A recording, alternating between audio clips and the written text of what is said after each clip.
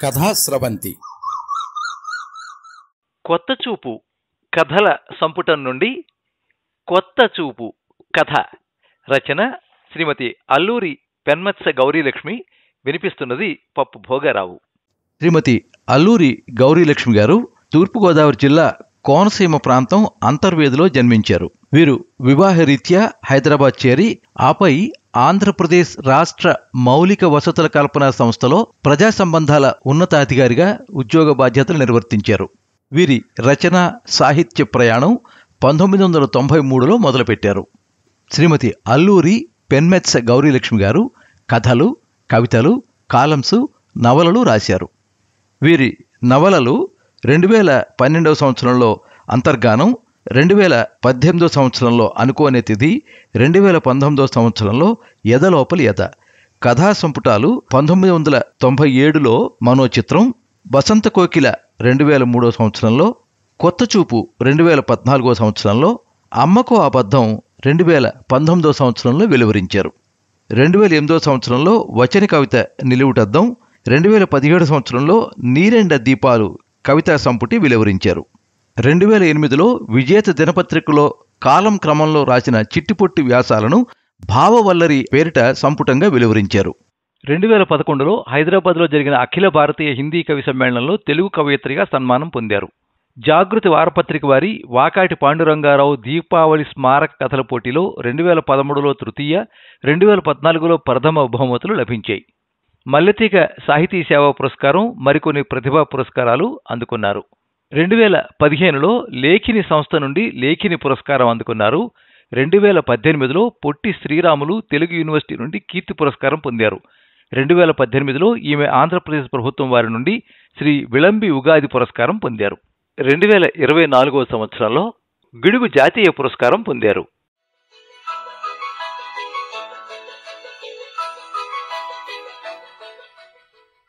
Chemistry class తీసుకుని staff రూమ్కి వచ్చి కూర్చుంది లలిత. చాలా అలసటగా అనిపించి టేబుల్పై తలపెట్టుకుని కళ్ళు మూసుకుంది. అప్పుడే అక్కడికి వచ్చిన తెలుగు టీచర్ మాధవ్కి ఆమెను అలా చూడగానే మనసు వశం తప్పింది. లలిత భర్త చనిపోయి 3 ఏళ్ళు అయింది. ఒక 7 ఏళ్ల పిల్లవాడికి తల్లి. వయసు 30 లోపే.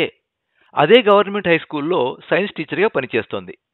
ఎంతకాలం నుంచో మాధవ్కి లలితపై ఆశగా ఉంది. ఆమెకు మాత్రం కోరికలు ఉండవా? తనపై ప్రేమ చూపించచ్చు కదా. ఇవి మాధవ్ ఆలోచనలు. బూడిద రంగు చీరలో కళ్ళు మూసుకుని తలవాల్చిన లలిత శృంగార దేవతలా తోచింది అతనికి. అక్కడెవరూ లేకపోవడంతో ఆమె చెక్కిలిపై చేతితో సుతారంగా నిమిరాడు మాధవ్. ఉలిక్కిపడి లేచిన ఆమె సమీపంగా నిలబడిన అతను చూసి, మాధవ్ గారు అంది అనుమానంగా. క్షమించండి, మీ మీద ప్రేమను దాచుకోలేక అంటూ మరోసారి ఆమె బుగ్గను తాకబోయాడు. ఆగండి, మీరు హద్దులు మీరుతున్నారు అంది లలిత ఆవేశంగా. కోపం వద్దు, మీరంటే నాకు చాలా ఇష్టం. మనిద్దరం వయసులో ఉన్నాం, కాస్త ఆలోచించండి అన్నాడతను అభ్యర్థనగా. అతని మాటలకి లలితకి పట్టరాని కోపం వచ్చింది. విసురుగా లేచి హెడ్ మాస్టర్ గారి రూమ్ వైపు నడిచింది. అది చూసిన మాధవ్ నెమ్మదిగా అక్కడి నుండి వెళ్ళిపోయాడు. సార్, మాధవ్ గారు అంటూ చెప్పబోయి దుఃఖం ముంచుకురాగా హెడ్ మాస్టర్ ముందు గట్టిగా ఏడ్చేసింది. ఆయన కంగారు పడ్డాడు. ఆయన ఇచ్చిన నీళ్లు తాగి కొంతసేపు ఆగి జరిగింది చెప్పింది లలిత. నేను మాట్లాడతానమ్మా, మీరింటికి వెళ్ళండి, స్థిమితపడండి అని ఓదార్చి పంపాడాయన. రోజు కంటే ముందుగా వచ్చిన కోడల్ని చూసి, అప్పుడే వచ్చేసేవే, ఒంట్లో బాగాలేదా అని అడిగింది లలిత అత్తగారు. తలూపి మాట్లాడకుండా పడుకుంది లలిత. భర్త భాస్కర్ గుర్తుకు రాగానే కళ్ళ వెంట నీళ్లు జలజల రాలేయి. మీకే, మీరు హాయిగా వెళ్ళిపోయారు, నన్ను ఉద్యోగం చేసుకుంటూ పిల్లాన్ని చూసుకుంటూ ఈ అవమానాలు పడమని అనుకుంది బాధగా. భర్త లేనిదాన్ననే కదా ఆ మాధవ్ అలా చులకనగా మాట్లాడాడు. కళ్ళ వెంట నీళ్లు ఆగడం లేదు. అంతలో భాస్కర్ దిగులు మొహం ఆమె కళ్ళ ముందు కదిలింది.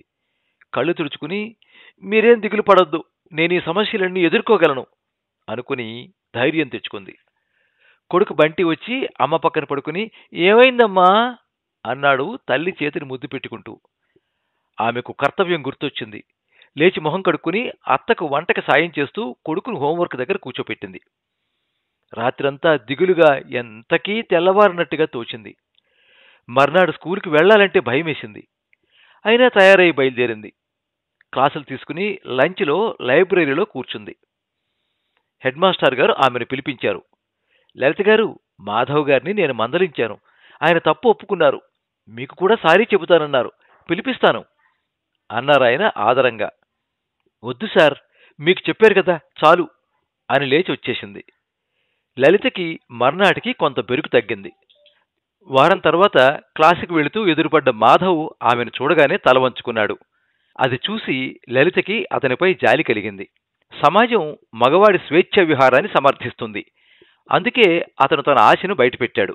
అంత మాత్రాన అతన్ని వెలివేయనక్కర్లేదులే. సారీ చెప్తానని కూడా చెప్పాడట. క్షమించమన్నాక కూడా కోపం ఉంచుకోవడం మహాపాపం. నీచుడు కోపాన్ని కలకాలం మోస్తాడట. సజ్జనుడి కోపం నీటి మీద రాతలాంటిదట. తండ్రి హితోక్తులు గుర్తొచ్చాయి లలితకి. ఆయన సంస్కృతం మాస్టారు. నిరంతరం తాత్వికత బోధించేవాడు. ఆయన నోటి వెంట ఏవో సుభాషితాలు వస్తూనే ఉండేవి రోజు. మరో వారం తర్వాత లలితే మాధవని పలకరించింది. లంచ్ చేశారా అంటూ. అతని మొహంలో కొండంత రిలీఫ్ పొందిన భావం కదలాడింది. అది చూసి ఆమె తండ్రిని తలుచుకుంది. నేను కూడా నీలాగే మంచి మనసున్న మనిషిని నాన్న అనుకుంది గర్వంగా. ఆనాటి సంఘటనని ఒక పీడకలలా మరిచిపోయింది పూర్తిగా. ఒకరోజు లలిత ఇంటికి రాగానే ఇద్దరికీ కాఫీ కలుపుతూ అత్త రమణమ్మ చెప్పింది, లలిత, చిన్నాడు ఫోన్ చేసి రమ్మంటున్నాడు. ఓ వారం ఉండి వెళ్లాలట.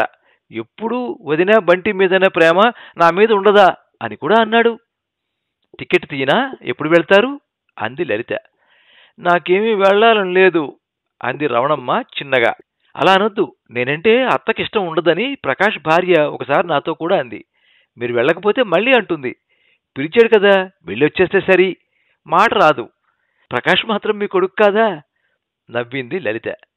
ఏమో, వాడు నా కొడుకు కన్నా అమ్మాయి మొగుడుగానే ఎక్కువ అనిపిస్తుంది అంది అత్తగారు నిష్ఠూరంగా. వెళ్ళకపోతే నేను పంపలేదనుకుంటారు సుమా. మీ ఇద్దరికీ కష్టం అవుతుంది ఆఖరేస్త్రంగా అంది రమణమ్మ. ఎలాగో అలా సర్దుకుంటాం, వారమే కదా అత్తయ్య. ఏవో పాత విషయాలు, ఆస్తి పంపకాలు తీసి తెప్పుతుంది. నాకేమో కోపం వస్తుంది. మీ మామగారు ఏం చేసినా నాకెప్పుడూ చెప్పేవారు కాదు. ఈ పిల్లేమో మీకు తెలియదా అని నిలదీస్తుంది. మీరు పెద్దవారు, మీరే ఓర్పు వహించాలి. ఆమె తెలిసి తెలియని మాటలు అన్నా పట్టించుకోకూడదు. ఏదో ఒకరోజు తన తప్పు తెలుసుకుంటుందిలేండి. ఎదురు చెప్పకుండా ఊరుకుంటే తనకే పాయింట్లున్నాయనుకుంటుంది మహాతల్లి. మనకు లేవనుకుంటుంది కోపంగా అంది రమణమ్మ. సహనం సుగుణం. ఆ అమ్మాయి ఏదో అందని మీరు అంటే మీ పెద్దరికం ఏమైనట్టు? మీరిద్దరూ మాట మాట అనుకుంటే మళ్ళీ మొహాలు చూసుకోవాలి కదా. మరిదికి ఏం చెబుతారు? ఇవన్నీ చెప్పలేరు కదా సముదాయించింది లలిత. అసలు నువ్వు నాకు అత్తగారివే, నేను కాదు అని సణుక్కుంటూ బట్టలు సర్దుకోవడం మొదలుపెట్టింది రమణమ్మ. లలిత, బంటి చాటుగా నవ్వుకున్నారు ఆమె బొంగమూతి చూసి.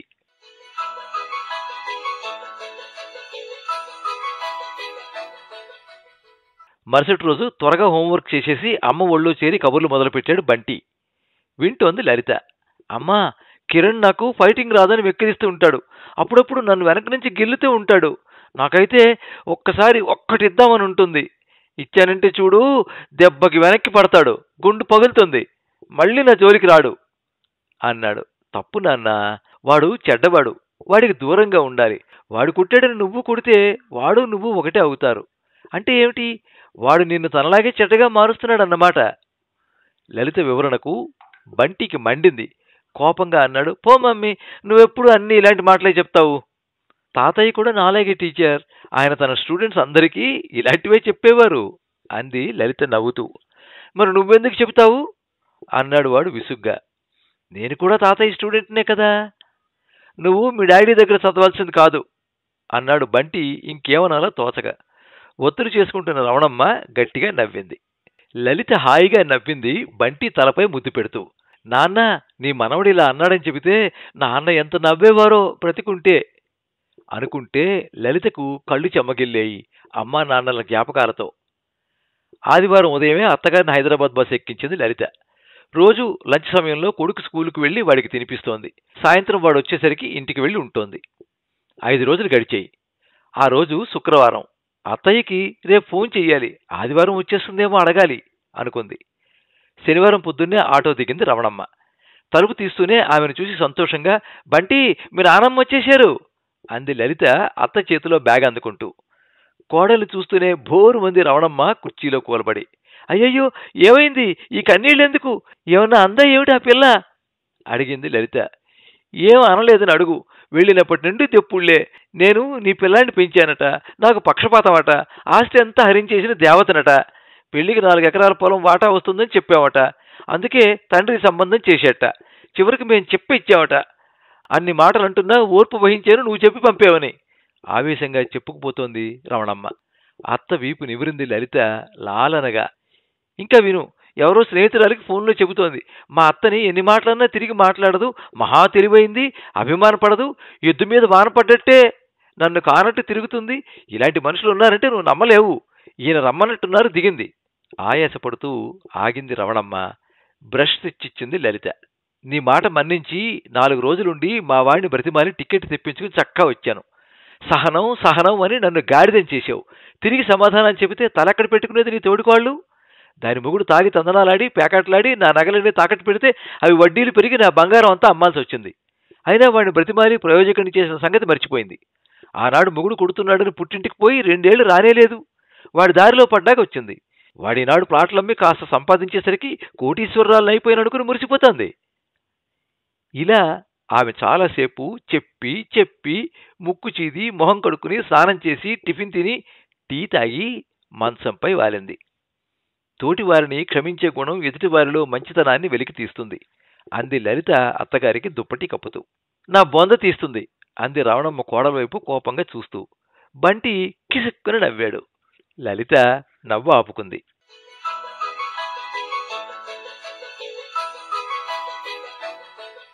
ఆ రోజు శనివారం తలస్నానం చేసి అత్తయ్య కొనిచ్చిన కొత్త చీర కట్టుకుంది లలిత. లీజర్ పీరియడ్లో పిల్లల యూనిట్ టెస్ట్ పేపర్స్ దిద్దుతూ కూర్చుంది. ఎదురుగా కుర్చీ లాక్కుని కూర్చున్నాడు మాధవ్. అతని వైపు ఓసారి చూసి నవ్వి తిరిగి పేపర్ల పనిలో పడింది లలిత. ఇవాళ మిమ్మల్ని ఇలా చూస్తూ ఐ లవ్ యూ చెప్పకుండా ఉండలేకపోతున్నాను అన్నాడు మాధవ్ నెమ్మదిగా. చివ్వును తలెత్తిన లలితకి మాధవ్ చెంప చెళ్ళు పనిపించాలన్న ఆవేశం వచ్చింది. ఆమె మొహం చూసిన మాధవ్ కాస్త జంకాడు. ఏమైనా సరే ధైర్యం చేసి ఈ విషయం తేల్చుకోవాల్సిందే అన్న పట్టుదల, నేనడిగితే కాదంటుందా అన్న పంతం అతని కళ్లల్లో. అందుకే ఆమె మొహంలోని భావాల్ని అతను పట్టించుకోదలుచుకోలేదు. ఆడవాళ్లు పెట్టి చేస్తారులే అని కూడా అనుకున్నాడు. లలిత కోపాన్ని అదుపు చేసుకుంటూ, ఒకసారి హెడ్ మాస్టర్కి చెప్పాను, మళ్ళీ ఇలా మాట్లాడడం ఏమీ బాగలేదు అంది కటువుగా. ఏమైనా మీకు నేనంటే ఇష్టమేననిపిస్తోంది అన్నాడు చిరునవ్వు నవ్వుతూ. ఇంత జరిగాక ఎలా అనుకుంటారు? గట్టిగా అరిచింది లలిత. ఆమె మొహంలోని అసహ్యాన్ని చూసేసరికి మాధవ్ అహం దెబ్బతింది. మీరు నాతో మామూలుగానే మాట్లాడుతున్నారు, కోపం మరిచిపోయి అన్నాడు. అయితే అంది అసహనంగా లలిత. నా మీద మీరు ఆ రోజు హెడ్ మాస్టర్ గారికి మాత్రమే చెప్పారు, మిగిలిన వారెవరికీ చెప్పి అల్లరి చేయలేదు. నేను సారీ చెప్పడం కూడా మీకు ఇష్టం లేదన్నారట నిష్ఠూరంగా అన్నాడు. అందుకని మొహం చిట్లించి చూసింది లలిత. అంటే నా మీద ఇష్టం ఉన్నట్టు కాదా అర్థం? ఇంతకాలం నన్ను ఎంకరేజ్ చేసి ఇప్పుడు నన్ను తిరస్కరిస్తున్నారు, అవమానిస్తున్నారు. దెబ్బతిన్న పౌరుషంతో కోపంగా విసురుగా లేచి వెళ్ళిపోయాడు మాధవ్. పేపర్లు దిద్దడం మానేసి అయోమయంగా చూస్తూ ఉండిపోయింది లలిత. ఎప్పటికో తేరుకుని లేచింది. ఆ సంఘటన మొదటిసారి మాధవ్ ప్రవర్తన కన్నా ఎక్కువ బాధించింది ఆమెను. క్లాస్ తీసుకుని ఓపిక లేక పర్మిషన్ అడిగి బయలుదేరింది. ఇంటికి ఎలా వచ్చిందో తెలియదు. తన ప్రవర్తనలో తప్పుందా? ఆమె తలలో ఒకటే ఆలోచన, మళ్ళీ మళ్ళీ. లలిత ఇంటికి వచ్చేసరికి హాలు తలుపులు తీసున్నాయి. టీపాయ్ మీదున్న సీసాలోని నీళ్లు తాగి సోఫాలో వాలిపోయింది. లోపల గది తలుపులు దగ్గరగా వేసి ఉన్నాయి. బంటి రవణమ్మల మాటలు వినపడుతున్నాయి. ఈరోజు భలే మ్యాజిక్ జరిగింది నానమ్మా. బంటి నవ్వు. ఏం మ్యాజిక్ రా బంగారం? రవణమ్మ మురిపాం. అమ్మకు చెప్పొద్దు మరి. ఆ కిరణ్ గాడు నన్ను ఇవాళ నా బెల్ట్ విప్పి ఏడిపించాడు లంచ్లో. నాకు తిక్క కోపం వచ్చి ఒక్క తన్ను తన్నాను. దెబ్బకి దూరంగా మట్టి గుట్టలో పడ్డాడు నానమ్మా. లంచ్ చేస్తున్న వాళ్ళంతా పడి పడి నవ్వారు. ఇంకా చూడు నానమ్మా, ఆ కిరణ్ గాడు మట్టి దులుపుకుని క్లాసులోకి పోయి కూర్చున్నాడు. స్కూల్ అయ్యాక నోరు మూసుకుని ఇంటికి వెళ్ళిపోయాడు. బంటి గర్వంగా చెబుతున్నాడు. మా బాగా చేసావు నాన్న, మంచితనాన్ని అలుసుగా తీసుకునే రోజులివి. ఇంక జన్మలో వాడిని జోలికి రాడు. నానమ్మ మెచ్చుకోలికి బంటి కిరకిలా నవ్వాడు. రవణమ్మ మనవణ్ణి ఎత్తుకుని ముద్దులు పెడుతున్నట్టుంది.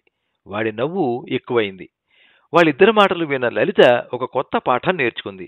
ఆమె మనసులోని దిగులంతా రెల్లు పువ్వుల గాలిలో ఎగిరిపోయింది. ఆమె పెదాలపై చిరునవ్వు పువ్వులా పూసింది. ఉత్సాహంగా లేచి గది తలుపును తోసింది.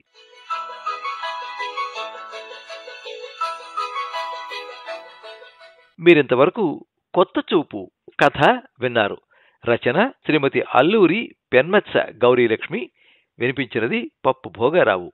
ఈ కథ నవ్య వారపత్రిక 2013 సంవత్సరం జూన్ సంచికలో ప్రచురితమైంది. ఈ వీడియోని లైక్ చేయండి, మీ మిత్రులందరికీ షేర్ చేయండి. ఇలాంటి మరిన్ని మంచి కథలు వినిపించడానికి ఈ ఛానల్ని సబ్స్క్రైబ్ చేసుకోండి. పక్కనే ఉండే బెల్ ఐకాన్ని క్లిక్ చేస్తే ఇలా అప్లోడ్ చేసే వీడియోల వివరాలన్నీ కూడా మీకు ఎప్పటికప్పుడు నోటిఫికేషన్ ద్వారా తెలుస్తాయి. ఎప్పుడు మీ అభిమానాన్ని కోరుకునే పప్పు భోగారావు. సర్వే జనాః సుఖినో భవంతు. కథా స్రవంతి